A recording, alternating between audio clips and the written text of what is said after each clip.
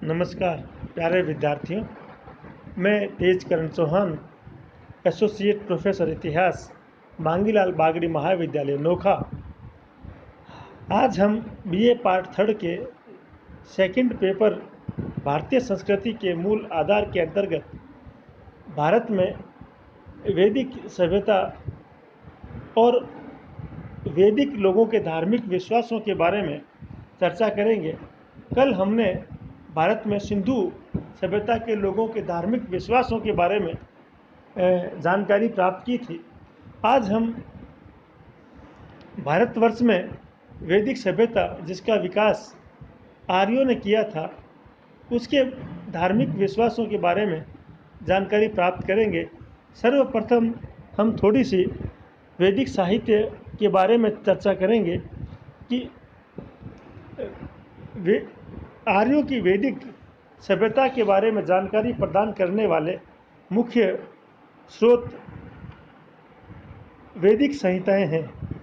वैदिक सभ्यता से तात्पर्य वैदिक साहित्य में वर्णित सभ्यता से लगाया जाता है। वेद शब्द संस्कृत की विद धातु से बने हैं, जिसका अर्थ है जानना या ज्ञान प्राप्त करना। वैदिक साहित्य से तात्पर्य 4 वेदों से लगाया जाता है: ऋग्वेद, सामवेद, यजुर्वेद और अथर्ववेद।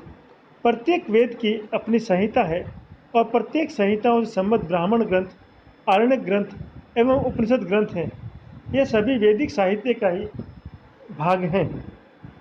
संहिताओं में मूल सूक्त या ऋचाएँ हैं।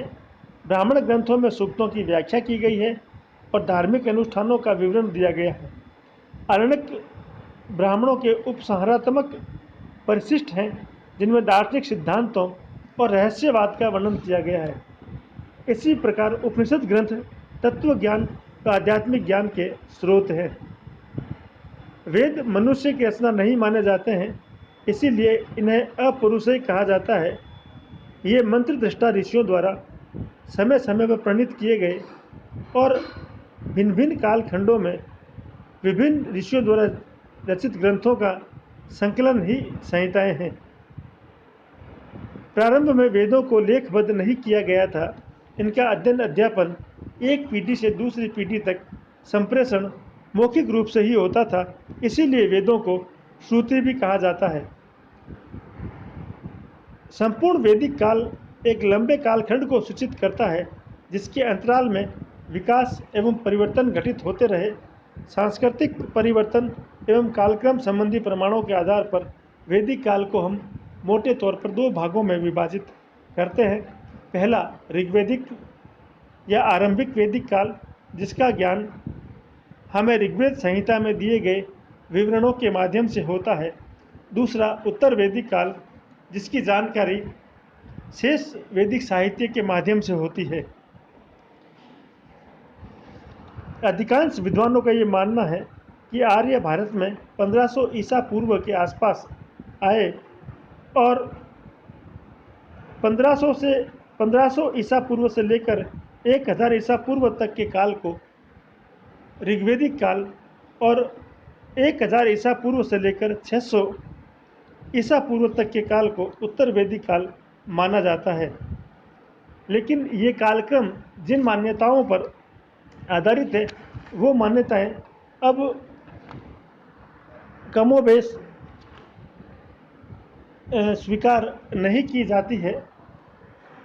इसकी चर्चा हम आगे यथास्थान करेंगे। आज हम केवल आर्यों के धार्मिक विश्वासों और सिद्धांतों के बारे में चर्चा करेंगे। आर्यों का धार्मिक जीवन किस प्रकार का था? ऋग्वैदिक आर्यों का जीवन अत्यंत धर्म में था। जीवन का ऐसा कोई अंग नहीं था जिस पर धर्म की गहरी छाप न हो। इस काल का धर्म बड़ी उच्च दशा में था तथा प्राकृतिक शक्तियों एवं उनके नियामक देवताओं की पूजा की जाती थी। इस प्रकार हम कह सकते हैं ऋग्वैदिक आर्यों का धर्म बहुदेववादी था। आर्यों ने प्रारंभ में जिन प्राकृतिक शक्तियों को देखा, उन्हीं प्राकृतिक शक्तियों का देवीकरण किया और वो बहुदेववाद के रूप में विकसित हुई। और उन्हीं देवताओं का आगे चलकर आर्यों ने मानवीकरण किया।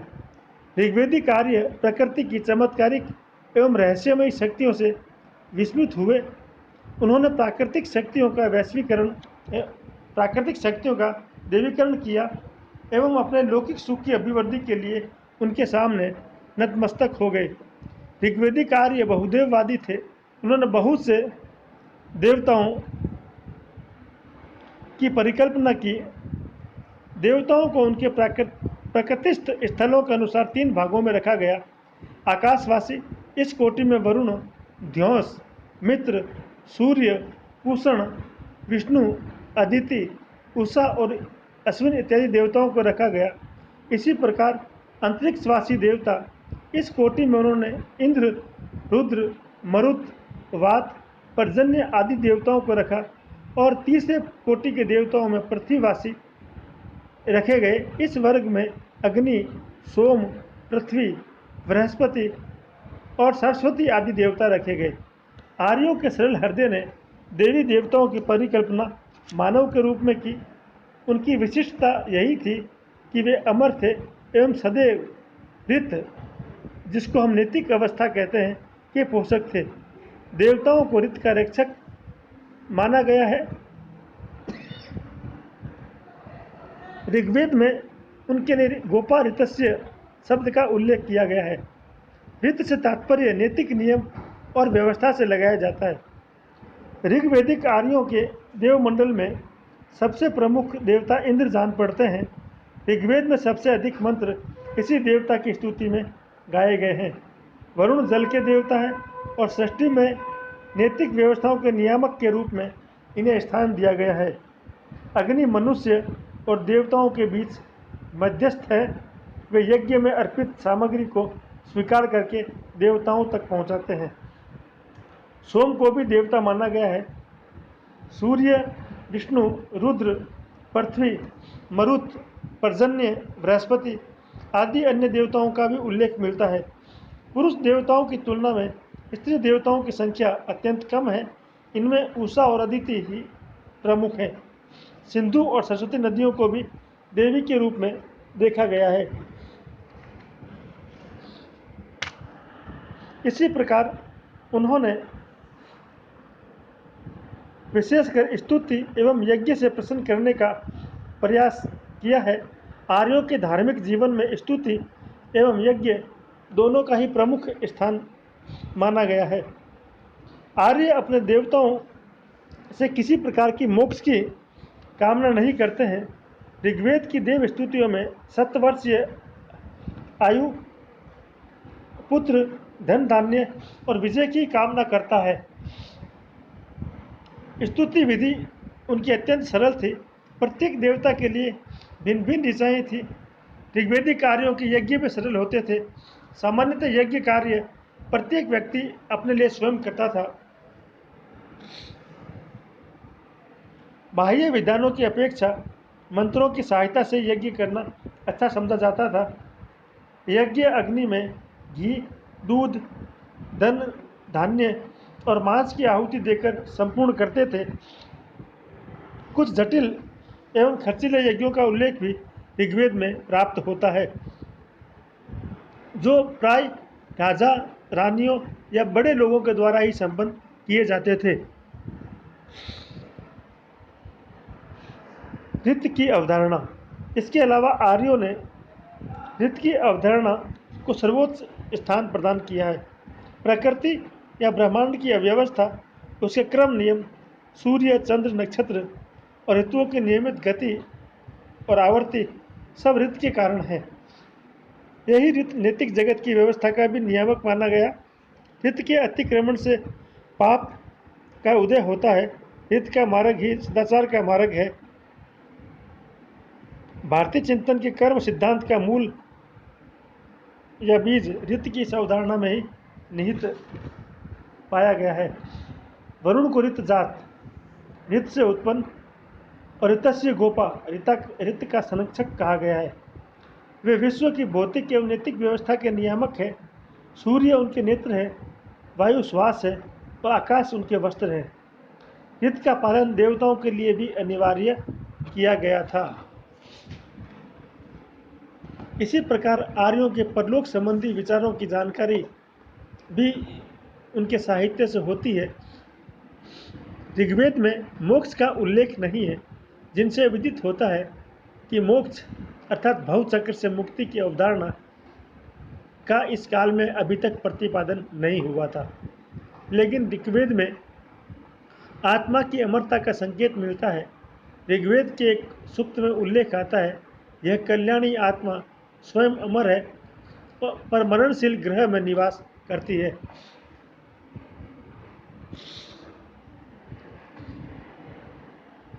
ऋग्वेद के एक अन्य मंत्र में मृतक की आत्मा से यह प्रार्थना की गई है कि वह जिस भी सुदूर स्थल पर भ्रमण कर रही हो लौट आए, किंतु ऋग्वेद में पुनर्जन्म की अवधारणा का स्पष्ट संकेत प्राप्त नहीं होता है।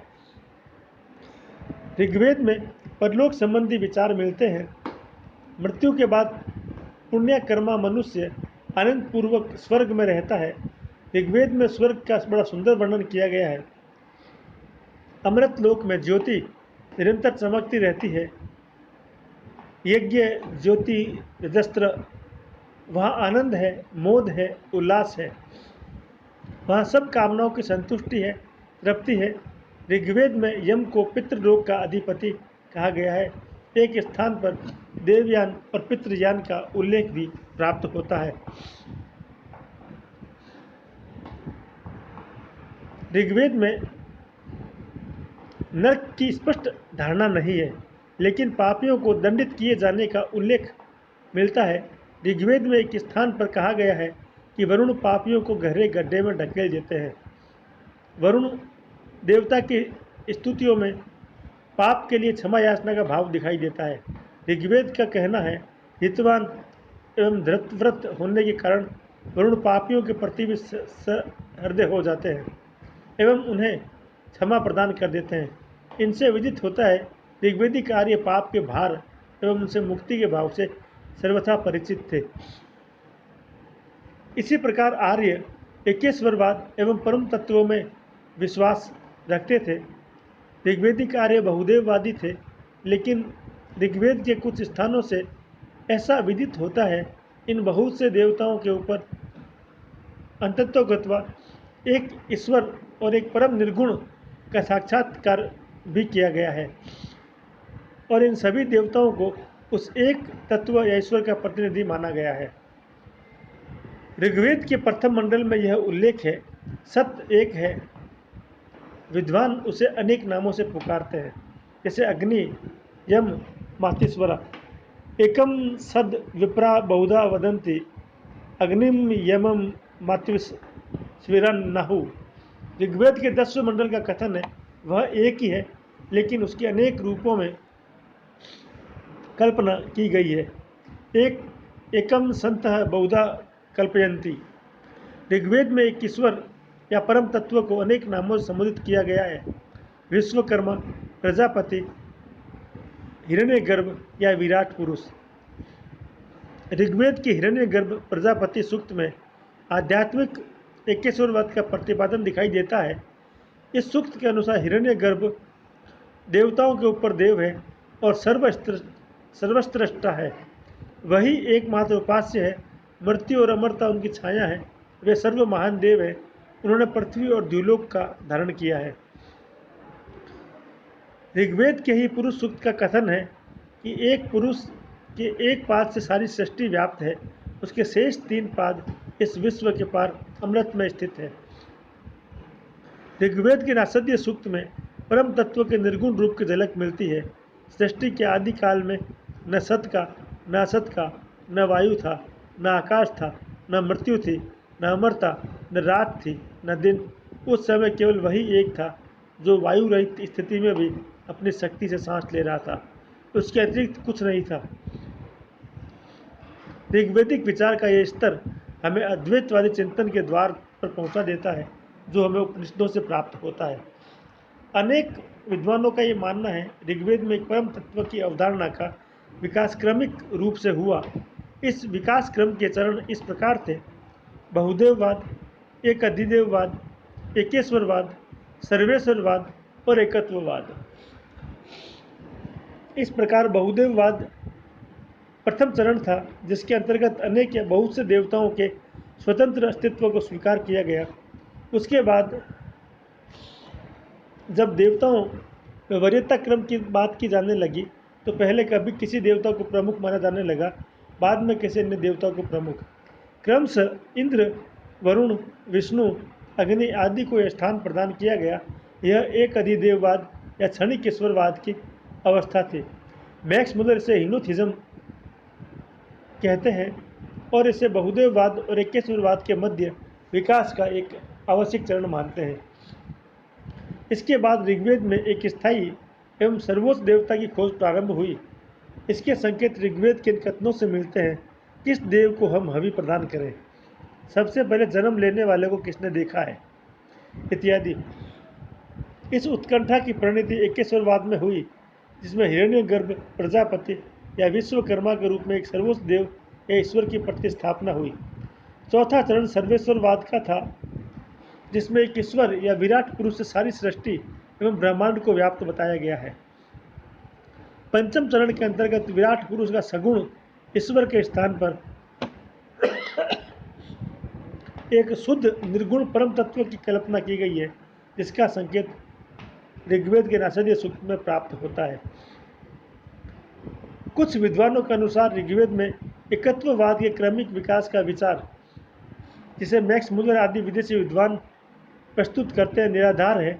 उनके अनुसार वैदिक ऋषि मंत्र दृष्टा थे और उन्होंने प्रारंभ से ही आध्यात्मिक एकत्व या एक परम तत्व का दर्शन कर लिया था, जो नाना रूपों में व्यक्त होता है। इस प्रकार ऋग्वेद काल में जो धार्मिक विश्वास आर्यों के विकसित हो गए थे, वो इस प्रकार थे। उसके पश्चात उत्तर वैदिक काल में आते आते आर्यों के धर्म और दर्शन में पर्याप्त परिवर्तन देखने को मिलता है। उत्तर वैदिक काल के बदलते हुए भौतिक परिदृश्य के साथ धर्म में धीरे धीरे क्लिष्टता एवं जटिलता का पदार्पण हुआ। भूमि से लगाव एवं विकास की गति ने आर्यों को भौतिक अभिलाषाओं में वृद्धि की, जिनकी पूर्ति के लिए उन्होंने देवताओं को विशेष रूप से प्रसन्न करना चाहा। इसके लिए वैदिक मंत्रों का महत्व बढ़ा। उस युग को वेदवाद का युग कहा जा सकता है। कई प्रकार के लंबे, पेचीदे, अधिक खर्चीले यज्ञ होने लगे। इनसे पुरोहित वर्ग का विशेष महत्व स्थापित हुआ। सारा कर्मकांड एक बाहरी आडंबर का रूप धारण कर रहा था और उसके विस्तार के नीचे धर्म की आत्मा दब सी गई थी। अश्वमेघ यज्ञ, राजसूय यज्ञ, वाजपेयी यज्ञ आदि विशाल यज्ञों का विकास इस युग में हुआ। पुत्र की प्राप्ति के लिए पुत्रेष्टि यज्ञ और अकाल के समय वर्षा हेतु करिष्टि नामक यज्ञ के उल्लेख प्राप्त होते हैं। इसके अतिरिक्त जन सामान्य द्वारा प्रतिदिन किए जाने वाले मनुष्य यज्ञ, पितृ यज्ञ, ब्रह्म यज्ञ इत्यादि यज्ञ भी चलन में आ चुके थे। इसी प्रकार उत्तर वैदिक काल में आते आते देवमंडल में भी परिवर्तन हुआ। विष्णु और रुद्र शिव के महत्व में वृद्धि हुई। उत्तर वैदिक काल में देवताओं की परिकल्पना में परिवर्तन दृष्टिगोचर होने लगा। इंद्र, वरुण आदि की प्रधानता अब समाप्त होने लगी। उनके स्थान पर विष्णु, रुद्र और प्रजापति की प्रधानता हो गई। विष्णु ऋग्वेद में सूर्य के एक स्वरूप मात्र छोटे देवता थे। उत्तर वैदिक काल में वे प्रमुख देवता हो गए। विष्णु के साथ अवतार की कल्पना का भी जन्म हो गया। इसी प्रकार ऋग्वेद के भयंकर देवता रुद्र ने अपना शिव रूप धारण कर लिया एवं रुद्र शिव का संप्रदाय बहुत लोकप्रिय हो गया। वस्तुतः शिव नामक देवता का नाम पहली बार इसी काल में हमें देखने को मिलता है। इसी प्रकार प्रचलित लौकिक विश्वासों एवं अंधविश्वासों पर आधारित लोक धर्म का भी विकास इस युग में देखने को मिलता है। अथर्ववेद से हमें वशीकरण, जादू टोना, मारण, अत्याचार इत्यादि प्रकार की विधियों के उल्लेख ऋग्वेद के माध्यम से प्राप्त होते हैं। राक्षस, पिशाच जैसी आसुरी शक्तियों का उल्लेख भी ऋग्वेद से प्राप्त होता है। इसी प्रकार इस उत्तर वैदिक काल में नीति का विकास धीरे धीरे हुआ। नीति या नैतिक आचरण संबंधी कुछ सिद्धांतों की संस्थागत स्थापना इस काल में हुई। इनमें पंच महायज्ञों एवं 3 ऋणों की कल्पना मुख्य है। प्रत्येक ग्रस्त के लिए इनका पालन करना आवश्यक माना गया। पंच महायज्ञ अर्थात ब्रह्म यज्ञ या ऋषि यज्ञ, स्व अध्याय, ऋषियों के विचारों का अनुशीलन, देव यज्ञ, देवताओं का यज्ञ पूर्वक स्मरण करना, पितृ यज्ञ, पूर्वजों के प्रति किया जाने वाला तर्पण सम्मान, नर यज्ञ या अतिथि यज्ञ, अतिथियों की सेवा के लिए किया जाने वाला यज्ञ, एवं भूत यज्ञ, विभिन्न जीवों जैसे गाय, कुत्ता, कौवा, चींटी इत्यादि को भोजन देकर संतुष्ट करना। इन यज्ञों के सिद्धांत में यह प्रतिपादित किया गया कि मनुष्य विश्व में एकाकी या स्व केंद्रित सत्ता नहीं है, उनके सामाजिक उत्तरदायित्व भी है जिनका निर्वहन करना उसका धर्म है। इसी प्रकार मनुष्य के 3 ऋण, देव ऋण, ऋषि ऋण और पितृ ऋण माना गया, जिसके अनुसार देव ऋण में देवताओं के प्रति दायित्व जिसे यज्ञ आदि से पूरा किया जा सकता है। ऋषि ऋण प्राचीन ज्ञान और विद्या के प्रति दायित्व जिसे हमने स्वाध्याय करके पूरा किया है उनके प्रति, और पितृ ऋण पूर्वजों के प्रति कर्तव्य ये संतानोत्पत्ति करके पूरा किया जाना आवश्यक होता था। इसी प्रकार दार्शनिक चिंतन एवं उपनिषदों का एकत्ववाद उत्तर वैदिक काल में विकसित होता हुआ दिखाई देता है। उत्तर वैदिक काल में जहाँ एक और याज्ञिक अनुष्ठानों और कर्मकांड का विकास दिखाई देता है, वहीं दूसरी ओर इस काल के अंत में उपनिषदों में ज्ञान मार्गी चिंतन की पराकाष्ठा एवं दार्शनिक प्रश्नों का विवेचन मिलता है। उपनिषदों में मिलने वाली तत्व मीमांसा आर्यों की सर्वोच्च उपलब्धि है, जो बाद की भारतीय विचारधारा के लिए एक चिरंतन संदर्भ बन गई है। उपनिषदों का मूल प्रतिपाद्य एकत्ववाद का सिद्धांत है, जिसके अनुसार संसार का अंतिम और एकमात्र सत्य जो व्यक्ति में व्याप्त है और उससे परे भी है, वह आत्मा है, और ब्रह्म एवं आत्मा वस्तुतः एक ही है, इनमें किसी प्रकार का द्वैत नहीं है। उपनिषदों के महत्वपूर्ण उद्घोष अयम आत्मा ब्रह्म, यह आत्मा ही ब्रह्म है, तत्वमसि अर्थात तुम ही ब्रह्म हो, अहम ब्रह्मास्मि, मैं ही ब्रह्म हूँ। व्यक्ति के जीवन का उद्देश्य इसी सत्य की अनुभूति है जो चिदानंद की अवस्था है। इसी तत्व के ज्ञान के कारण संसार में दुख है, वेदना है। इस प्रकार के परिवर्तन हमें उत्तर वैदिक काल में दिखाई देने शुरू हुए, और उत्तर वैदिक काल में जो धर्म में जटिलताएं आ गई, जो विकास जीव, जगत, सृष्टि, संसार, कर्ता, ईश्वर के बारे में जो धारणाएं बनी, वो धारणाएं आज भी भारतीय जन जीवन का एक महत्वपूर्ण अंग बनी हुई है। धन्यवाद। आज हमने इस अध्याय के अंतर्गत ऋग्वैदिक और उत्तर वैदिक काल के आर्यों के धार्मिक विश्वासों और सिद्धांतों को जानने का प्रयास किया है। धन्यवाद। जय हिंद, जय भारत।